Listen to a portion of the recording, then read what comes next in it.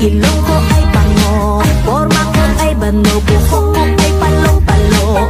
Di ba't sabi mo putis ko'y bayan?